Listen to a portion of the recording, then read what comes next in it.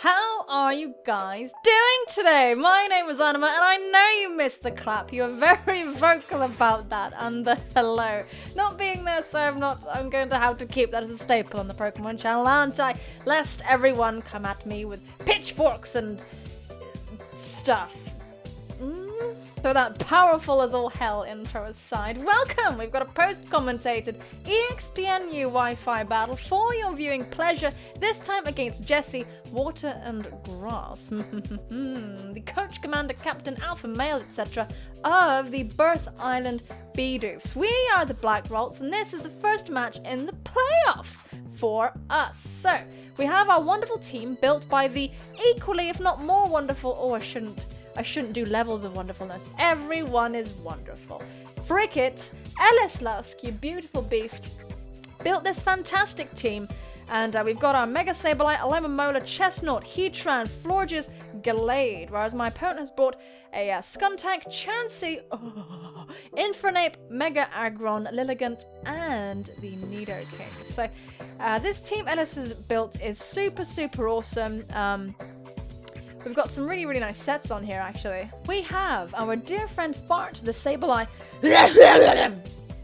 I need to stop keeping frogs in my throat. They're gonna multiply and that'll be fucked up. We've got Fart the Sableye with the Fake Out, Calm Mind, Snarl, Recover. We're mostly defensive, just a little sprinkle of special defense to dodge some KOs from the specially attacking threats from Jesse's scary team. And yeah, the Fake Out is just a Mega Evolve, I promise. I will no longer go for useless Fake Outs.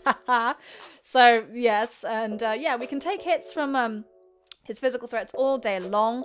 We wall the Mega Aggron completely, so that is extremely nice. And Snarl to lower things special attack on the switch specifically, and it'll allow us to allow my other Pokemon to tank special hits better, because that Nidoking, Lilligant, bunch of threats. We've got Despair, the Alomomola. We've got a good sprinkle of both defenses, lots of physical defense, but mostly specially defensive so that we can take hits from all kinds of shit.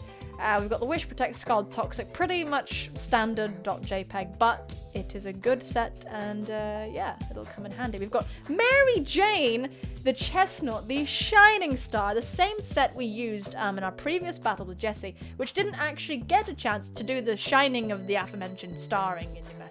But this is a Salakberry, sub-Salakberry Belly Drum Chestnut, which is very, very cool. We got the Seed Bomb and the Drain Punch, sub and belly drum.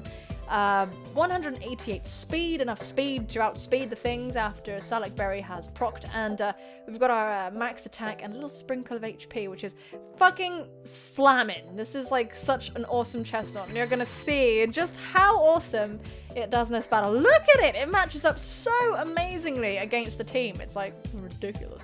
After the boost. After the speed boost and the attack boost. Mind you, not really anything really wants to do with Chestnut once it's all boosted up. So we've also got a Goober, our Heatran. We've got the Choppleberry. This is going to act as a lure for the Infernape. We will be able to take a close combat and then kill it with an Earth Power, which is absolutely phantasmo. Got a nice spread, a lot of HP, a lot of special attack. Oh, we've got a very specific looking spread over here, and a little sprinkle of speed as well. Actually, for outspeeding Rotom Wash, which isn't here, so but that's kind of fantastic. That's kind of okay. Actually, no, it's not that fantastic, because it would have been really nice to set up with Chestnut in front of the Rotom. We would have had a very, very nice time. We could have subbed on the Willow. My god. But still, we do have our Heatran. We have a Stealth Rock, Magma Storm, Earth Power, and Taunt. We can trap shit with the Magma Storm. We can taunt as well. So we can actually trap that bloody Chansey and kill it. Sort of. It might take a while, but you know, we can do it. We can trap stuff and kill it. And the taunt is really good. It'll force them to attack us, which is fabulous, absolutely fabulous. So yeah, we've got Florges with the Kebia Berry. This is this is the poison resistance berry, and again the same lure for basically Infernape. We can take a gunk shot and kill that. He might not expect us to bring the same lure twice, and he might not expect us to bring two lures. If he sees one lure, he might not expect the other lure. So basically, my coach is fucking clever, is all you need to know. And we've also got a Choice Scarf Gallade. Oh, Florges' set is Moonblast, Psychic Synthesis, and Aromatherapy. Yeah, which is really, really good. It means statuses don't really scare us as much. We also have a Choice Scarfed Gallade, Adamant, max attack, quite speedy enough to outspeed lots of things that aren't scarfed, and yeah, very good. Close Combat, Zen Headbutt, Knockoff, and Trick, which would be really, really cool. It'd be nice to trick the Eviolite onto that chance. Well, off of it, I should say. But yeah, I do enjoy this team a lot. And I know what you're thinking, you're seeing all this bulk and you're thinking this is going to be a fucking long battle, but let me tell you, it's not actually that long, so don't worry about it, okay? Don't worry about it. Anyway, this was a good game, so yeah, I hope you guys do enjoy. Let's hit play and you'll see precisely what I saw. Oh, Jesse. It's time to cook, Jesse!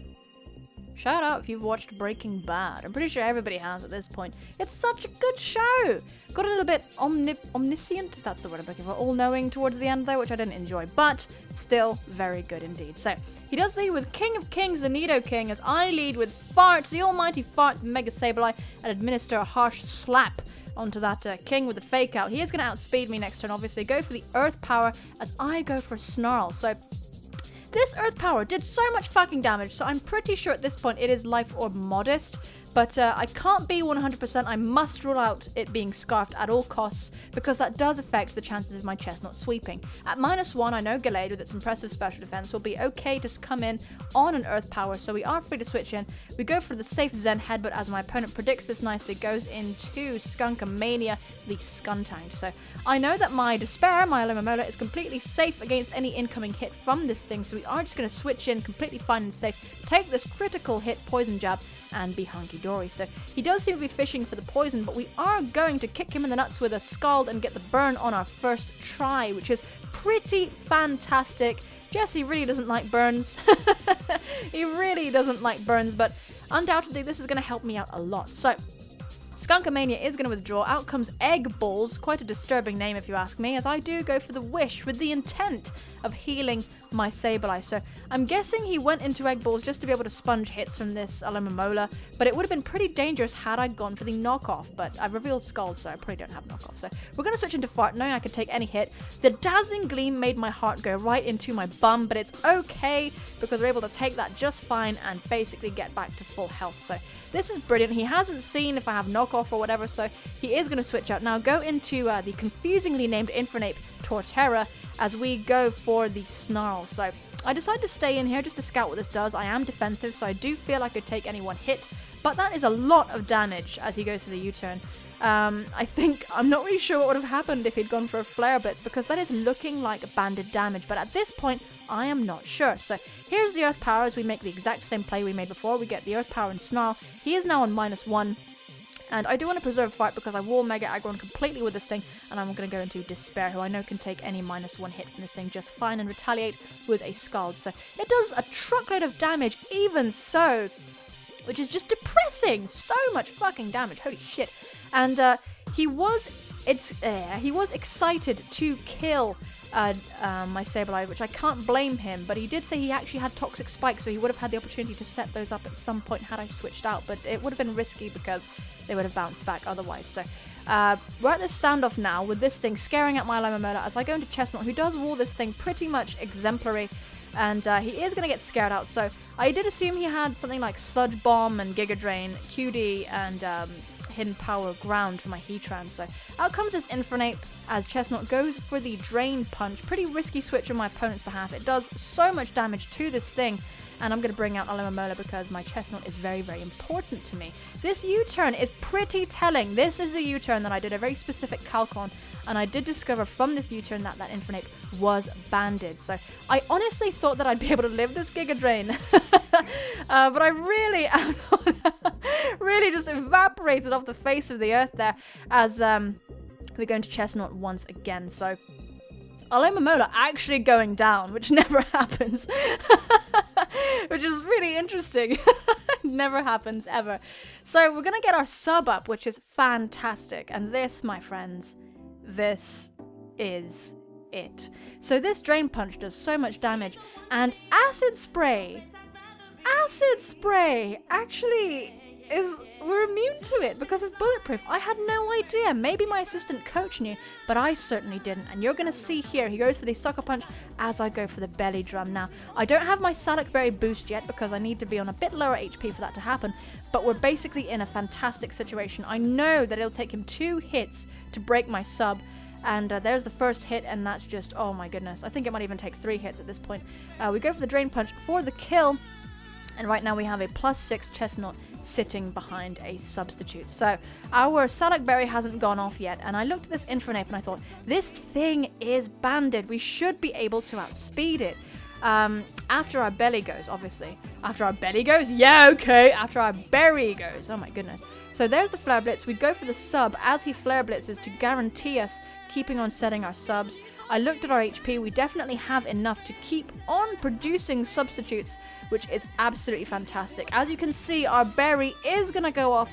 Our speed is going to go up. And now we have a +6 speedy Chestnut on the field. We go for the Drain Punch, finally outspeeding the Infernape.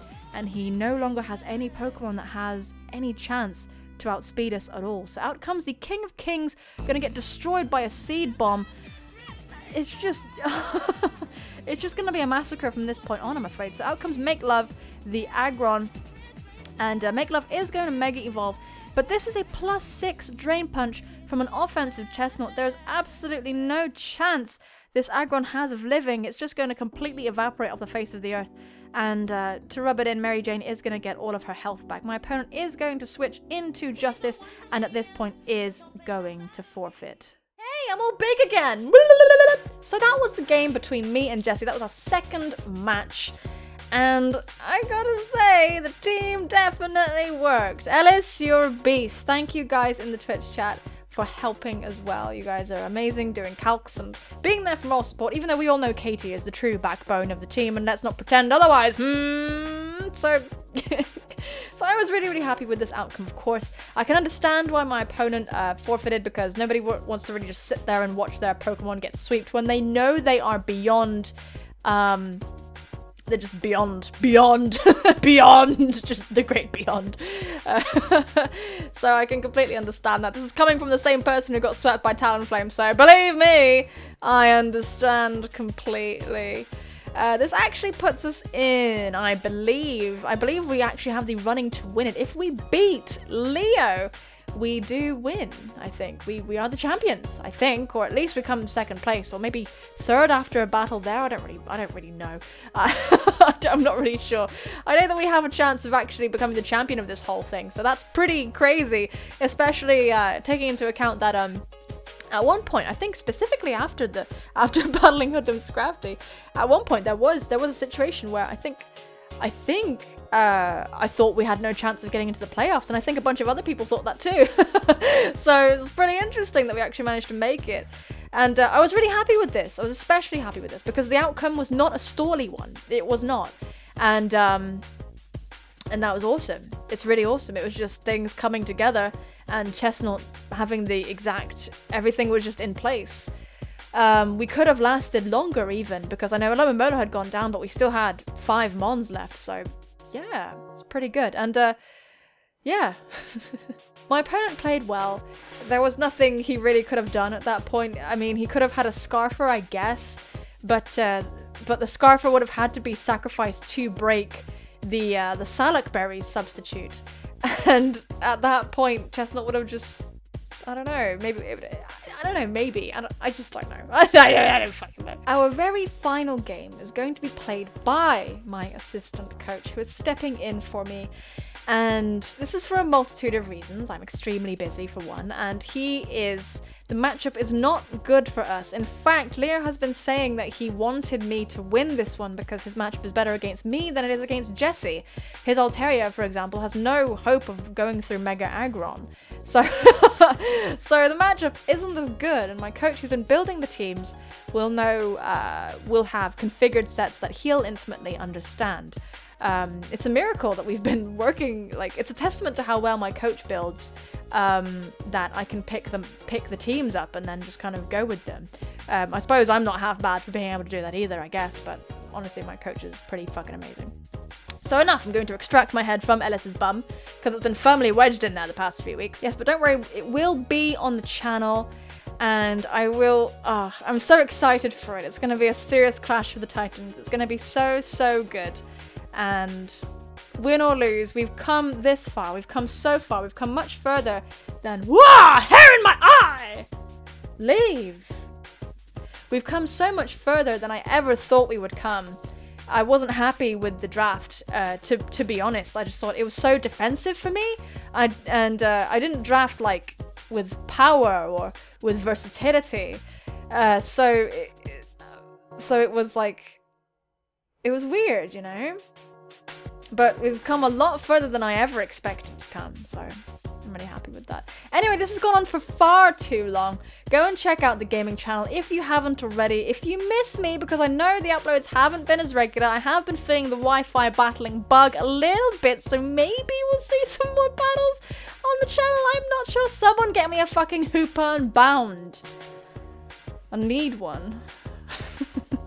Anyway, guys, thank you so much for watching. Take care of yourselves, and I will see you soon, my friends. Bye-bye.